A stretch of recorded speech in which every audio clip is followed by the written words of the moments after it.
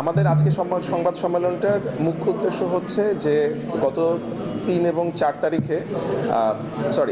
3 তারিখে যে অচলাবস্থার সৃষ্টি হয়েছিল এটা নিয়ে এটা তো আসলে সারা দেশে ছড়িয়ে গেছে সংবাদটি, এবং এই সংবাদটি যে পরবর্তীতে কি রিকনসিলিয়েশন হয়েছে আমাদের এমপ্লয়ীদের সাথে সেটাও লোকজনের কাছে, জনগণের কাছে পৌঁছানোটা প্রয়োজন ছিল।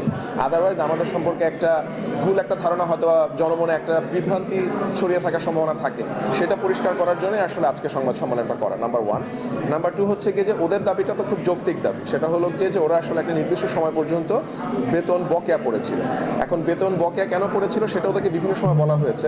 অনেক সময় যেটা হয় যে অনেক সময় কারণ বুঝেও হয়তো বা সেই কারণে ওরা সেটাতে তারপর মনে আপত্তি থেকে যেতে পারে, তো সেখান থেকে আন্দোলনটা সৃষ্টি হয়েছে। তো ওদের সাথে এসে আমরা কথা বলেছি, ওদেরকে বুঝিয়েছি, এবং ওদেরকে আমরা আমাদের তো কোম্পানিতে একটা রানিং ব্যাপার, তো সেখানে আমরা ওদের স্যালারি ক্লিয়ার করেছি অলরেডি, যেটা তো দাবি ছিল 1 মাস, পরবর্তী আর 1 মাসের স্যালারি ক্লিয়ার করার একটা সময় ওদেরকে আমরা বলেছি এই সময়ের মধ্যে ক্লিয়ার করবো, সেটাতে ওরা রাজি হয়েছে। এবং তার পরবর্তীতে আমরা ওদের যে স্যালারি সংক্রান্ত দাবিটাই মূল ছিল, তো সেটা আমরা মেনে নিয়েছি। তারপরে ওরা আবার গতকালকে কর্মস্থলে ফিরে গেছে, যেটা ওই যে ছেলেটা বললো যে সর্বোচ্চ সেল গত কয়েক সপ্তাহের ভেতরে গতকালকে এসেছে, যখন নাকি তার আগে কাজ জয়েন করেছে।